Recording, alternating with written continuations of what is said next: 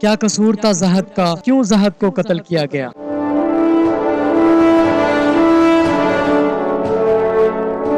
एक माँ से क्यों इसका लगते जिगर छीन लिया गया?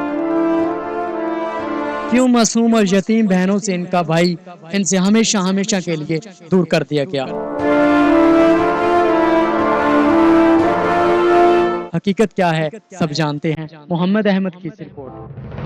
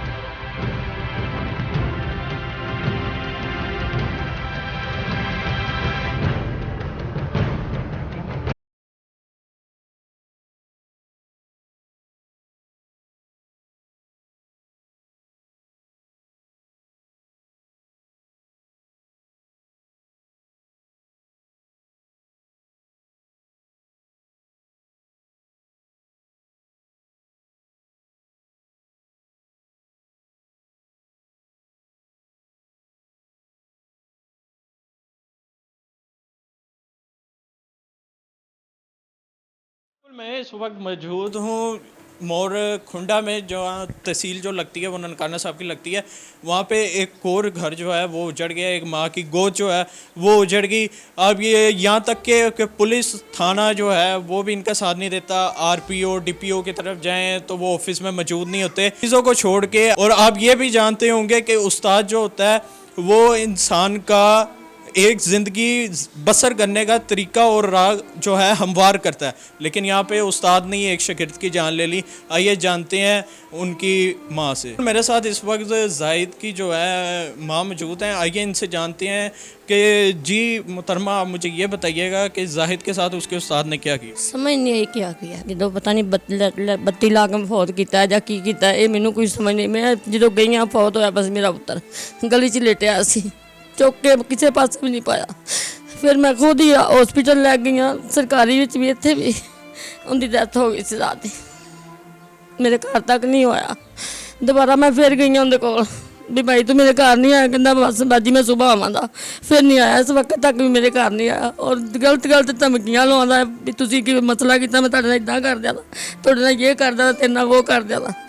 इसलिए मैं फिर चुप कर खामोशी नाल बैठी हाँ। थाने भी गई, लाहौर भी गई, ते ननकाने भी गई, नहीं किसी गल सुनी मेरी। तो जो डीपीओ है और आरपीओ है ये आपको मिले नहीं? उत्थे वो कहते नहीं अजे तुसीं 4 बजे आइयो, 4 बजे जाना, कहना हुण तो चले गए छुट्टी ते नहीं। मैं अगे गई, डीपीओ नहीं मिली मैं। जी आप मुझे ये बताइए कि ये आप इमरान खान को क्या पैगाम देना चाहेंगे? भाई मैनू तो अपने बच्चे का इंसाफ चाहिए ना। एक मेरा बेटा सी, पापा उन्होंने फौत हो गई सी, मेरा एको बेटा जो फौत हो गया, 15 साल होंदी है सी। मैं की कर सकनी और मैनू तो सिर्फ इंसाफ चाहिए ना मेरे बच्चे का, और मैनू कुछ नहीं चाहिए। फिर कहता सी पैसे लै लो तो तुसीं बैठ जाओ, पैसे लैके तुसीं बैठ जाओ। मैं क्यों पैसे लैके बवा, मेरा एक बेटा, मैं नहीं बैठ सकती। उसके उस्ताद ने ये बात की है कि पैसे लेके बैठो। और वो जनाजे पे आया था, आपके घर आया है कोई? नहीं आया, जनाजे नहीं आया, उदा घर भी नहीं आया। किसी बंदे ने कहा सी बाजी को पैसे लै लै, जो खर्चा खुर्चा होया ना तो लै लवे तो बैठ जाए, नहीं करे तो जो मर्जी मेरे नाल करा ले, मैं मारिया जो मर्जी करा लवे मेरे नाल, इदा धमकियां लांदा सी। जी बिल्कुल, ये आप सुन सकते हैं कि एक माँ जो है वो कह रही है कि उस्ताद भी धमकियां लगाता था और डीपीओ और आरपीओ के ऑफिस के चक्कर काट काट के इनकी जूती की स्कील, लेकिन कानून नाफिज करने वाले इदारों में जो शुमार और कानून की रखवाली करने वाले इदारों में शुमार डीपीओ और आरपीओ और पुलिस मौजूद होती है, लेकिन उन्होंने भी इनकी सुनवाई नहीं की। एक दफ़ा आया तो हमें धमकियाँ देता, मम्मा जब कार्रवाई करती थी कहता आप ये करते हैं वो करते हैं, मैं ये कर लूँगा, आप पैसे ले लें और बैठ जाएँ। तो मम्मा कहती क्यों, मुझे अपने बेटे का इंसाफ चाहिए, और हमें भी बस अपने भाई का इंसाफ चाहिए। हमारा एक भाई था, अब कोई हमारा सहारा नहीं है। क्या अब यही था कि एक सहारा था हमारा, वो भी इसने छीन लिया। अब हमारा तो कोई सहारा ही नहीं रहा, और भाई तो नाम ही ख़त्म कर दिया इसने। हमने तो इसे ये कहा था कि हमारे भाई को काम सिखाओ, ये तो नहीं बोला था कि भाई की जान ही ले लो।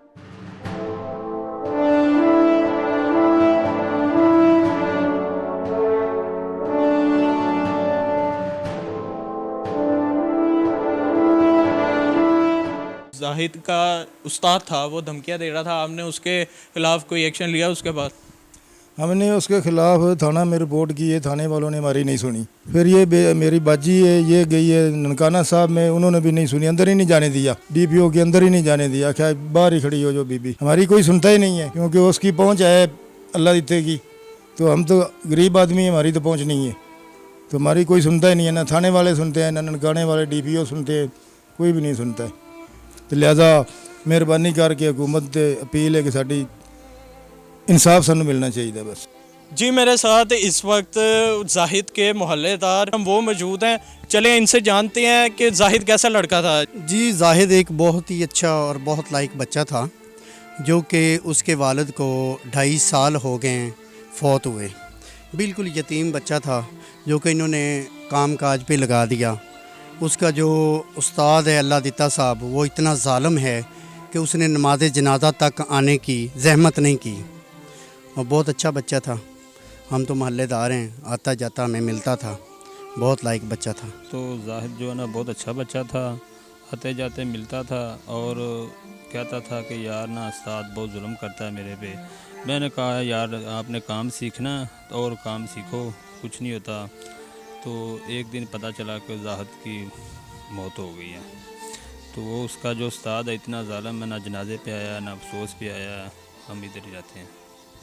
जी नाजरीन, आप ये देख सकते हैं कि जाहिद की मौत के साथ उसके जो मोहल्लेदार हैं वो भी जो हैं वो बिल्कुल भी नाखुश हैं, और वो ये चाह रहे हैं कि ज़्यादातर ना उन्हें जो उसके उस्ताद है उसके किए की सज़ा मिले। जी मैं उस मार्केट में मौजूद हूँ जहाँ पर जो जाहिद है बच्चा जो था 15 साल का, उसकी मैयत जो थी यहाँ पे इस दरवाज़े के बाहर पड़ी हुई थी, और आप ये देख सकते हैं कि ये उस उस्ताद भेड़िए की दुकान है जहाँ पे वो काम करता था। जब आप यहाँ पे आए हैं तो जाहिद को आपने कैसा पाया था?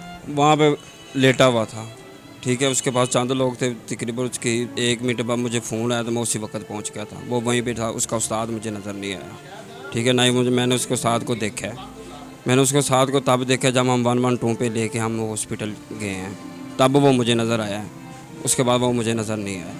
ठीक है, तो ये बताएं कि उसके हाथ पे कोई ऐसा निशान कि जिससे कोई हो, या फिर आपको क्या लगता है कि उसके उस्ताद ने उसके साथ क्या किया? हमें ये लगता है क्योंकि उसको करंट नहीं लगा, क्योंकि करंट के निशान किसी जिस्म के हिस्से पे होने चाहिए, मगर किसी हिस्से पे जिस्म के निशान नहीं थे।